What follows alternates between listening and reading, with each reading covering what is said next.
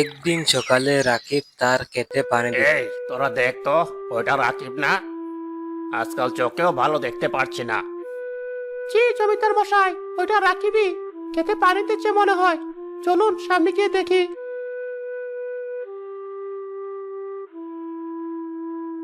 কিরে? জমিদার মশাই আপনি? হ্যাঁ, আমি তো। কেন, অবাক হলি নাকি? না না, অবাক কেন হব? কাল বিকেলে আমার বাড়িতে তোর যাওয়ার কথা ছিল, যাসনি কেন? সাপের পাঁচ পা দেখছিস নাকি? পায়ে হেঁটে তোর কাজ পর্যন্ত আমার আশা লাগছে। সারাদিন কাজ করে বিকেলে বাড়ি ফিরে শরীরটা যা টানে না জমিদার মশাই। তবে আজ যেতাম। আজ যেতাম, সে আমার জানা আছে। আজ থেকে আমার খেতে আর তোর কোনো কাজ করা লাগবে না। 5 মাসের সুদ সমেত আসল টাকা বাকি তোর। আজ দি কাল দি করে 5 মাস পার হয়ে যাচ্ছে। দিয়ে দিব জমিদার মশাই, দিয়ে দিব। দয়া করে এই জমিটুকু কেড়ে নিয়ে গরিবের পেটে লাথি মারবেন না।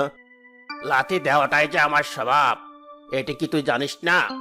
আমার লোকজনকে পাঠাচ্ছি তোর বাড়ি গরুটা নিয়ে আসতে।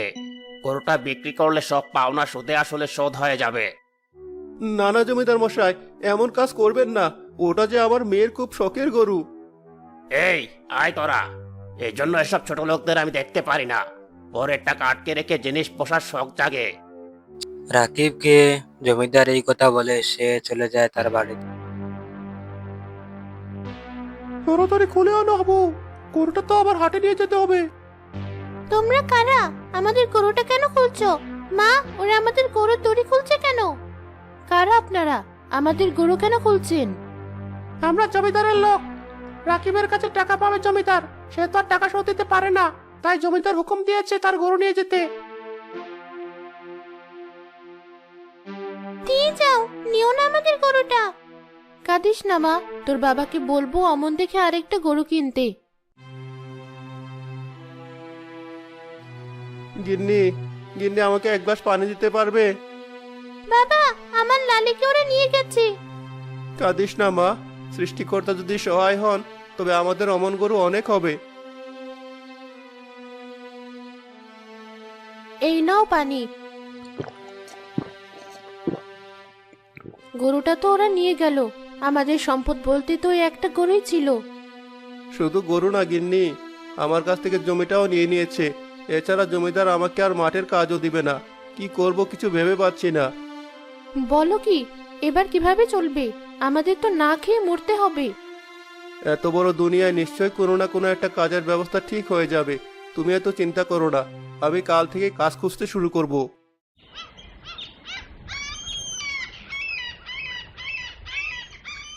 পরের দিন সকালে রাকিব সব জায়গায় গেল কাজের জন্য।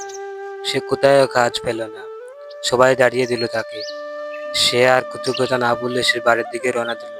হঠাৎ রাকিবের মেয়ে, মা, আমাকে কটা খেতে দাও, খুব খিদে পেয়েছে। ঘরের ভিতরে দেখ একখানা রুটি আছে, যা গিয়ে ওটা খেয়ে নে। না মা, আমি আর শুকনো রুটি খাবো না, মুখে যে আর ভালো লাগে না। আর কোনো খাবার কি নেই ঘরে? যা ছিল আজ পর্যন্তই শেষ মা, কাল থেকে হয়তো ওই একটা রুটিও আর পাবি না। তোমরা চিন্তা করো না মা, আমার মোটেও খিদে পাইনি। আমি বরং সীমাদের সাথে একটু খেলে আসি, খেললে মনটাও একটু ভালো থাকবে। হ্যাঁ যা, তবে বেশি দূরে আবার যাস না। তাড়াতাড়ি খেলা শেষ করে বাড়ি ফিরিস। কি করব আমি? কত মানুষের দ্বারে দ্বারে ঘুরলাম, কেউ একটা কাজের ব্যবস্থা করে দিতে পারলো না। চলো গিন্নি, যেদিকে দু চোখ যায় চলে যায়। এই যন্ত্রণা যে আমার আর সহ্য হচ্ছে না। কিন্তু আমাদের এতটুকু মেয়েটার কি হবে? এইভাবে বসে থাকলে চলবে না আমার। আমি আজ আবারও বের হব কাজের জন্য।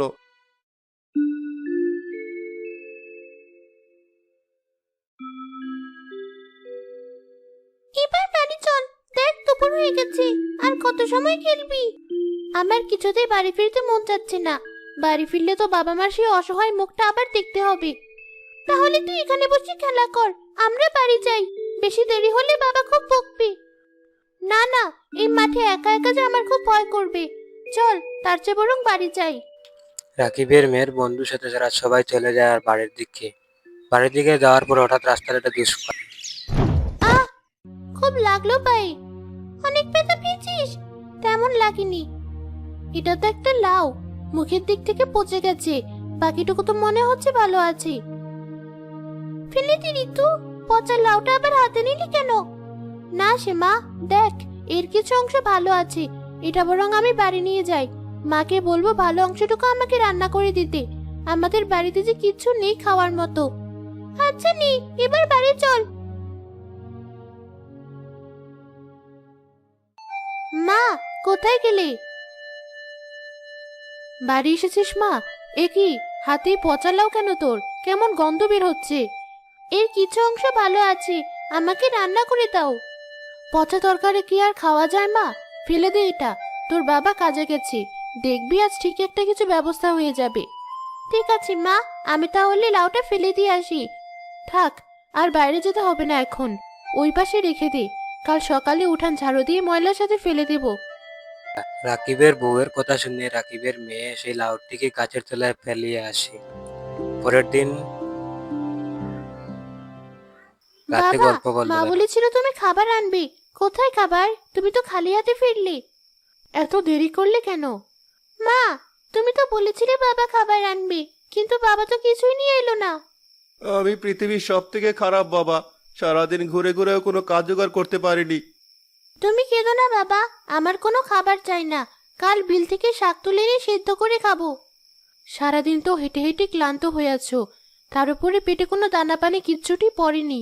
এখন একটু বিশ্রাম নাও, তোমাকে চিন্তা করতে হবে না, যা হয় দেখা যাবে।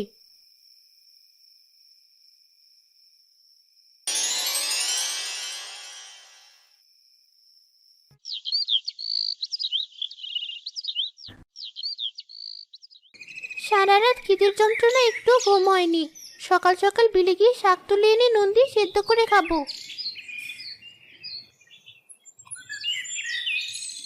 আজ তো সকাল সকাল উঠলি যে?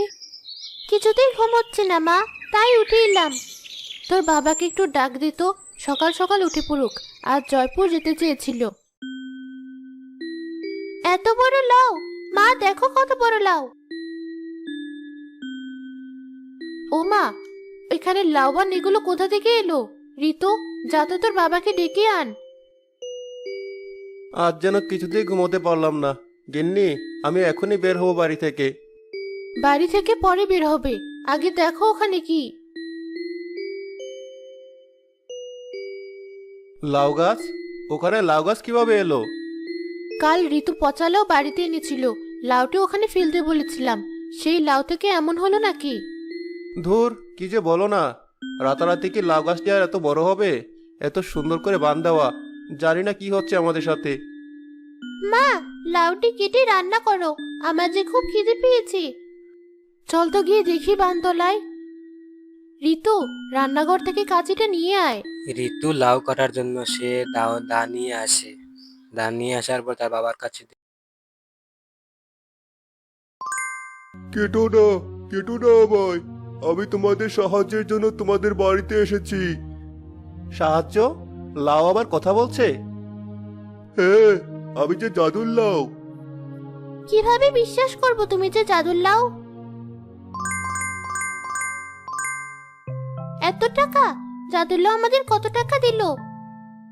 দেখো বানে কত লাউ, এবার আমাদের সব কষ্ট দূর হলো। টাকাগুলো তাড়াতাড়ি কোরাও গিন্নি, না হলে কেউ দেখে ফেলবে।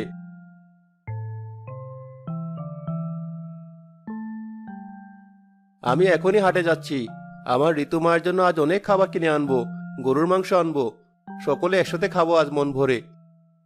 বাবা, লাউগুলো কেটে হাটে নিয়ে যাও, না হলে সব নষ্ট হয়ে যাবে। জাদুর লাউ গাছে টাকা দিবে বলে তো আর জিনিস অপচয় করা যাবে না। হ্যাঁ মা, কোনো কিছু অপচয় করা ঠিক না, অভাবের কি যন্ত্রণা তাই কদিনে খুব বুঝেছি। রাকিবের যা দরকার সে লাউ গাছে গিয়ে তা বলতো, লাউ গাছে তাকে সব কিছু দিত। এদিকে রাকিব সব গ্রামের মানুষকে সে দান করত। দান করতে করতে সে অনেকটাই পরিচিত হয়ে যায় সবার কাছে। এদিকে জমিদার অনেকটাই ক্ষেপে ওঠে। তিনি বলেন, কদিন আগে যে না খেয়ে দিন পার করতো, মানুষের দ্বারে দ্বারে কাজ খুঁজতো, সে কিনা মানুষকে সাহায্য করছে, বাড়ি গাড়ি করছে। লোকজন আমার কাছ থেকে সুদের টাকা নেওয়া বন্ধ করে বেটা রাকিবের জয় জয়কার করছে। জমিদার মশাই, সবকিছুই জাদুল্লাহের কেরামতি, আমি নিজের চোখে দেখেছি, জাদুল্লাহ রাকিবকে টাকা দিচ্ছে। বেশ, চল তো গিয়ে দেখি জাদুল্লাহ কেমন টাকা দেয়।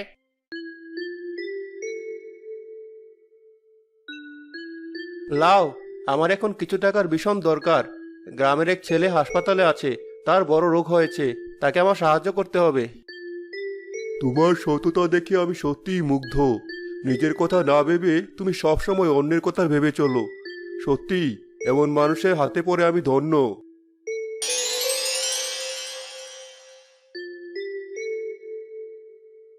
ধন্যবাদ জাদুল্লাহ, তোমাকে অনেক অনেক ধন্যবাদ। এজন্যই তো বলে বেটা দুদিনে এত টাকা কোথায় পেল। জমিদার মশাই, আপনি? হ্যাঁ আমি। খুব অবাক হচ্ছিস নাকি? তোর জন্য আমার সুদের ব্যবসা লাটে উঠেছে। তোর এই লাউ গাছ কেটে তোর ডাকনাম আমি মাটির সাথে মিশিয়ে দেব। চলে যান এখান থেকে, চলে যান বলছি। এই তোরা হা করে দাঁড়িয়ে দেখছিস কি?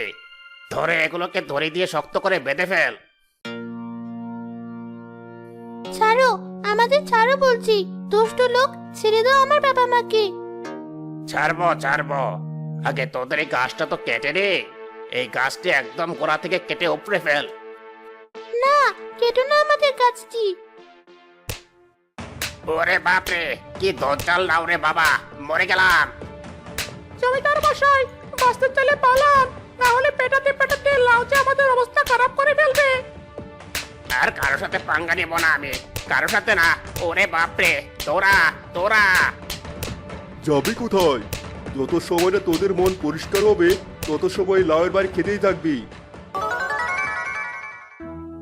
জমিদারের ঢের শিক্ষা হয়েছে, এবার আর আমাদের কোনো ভয় নেই। পাজি জমিদার আমাদের অনেক চালিয়েছে, লজ্জা থাকলে আর আমার বাবার সাথে লাগতে আসবে না।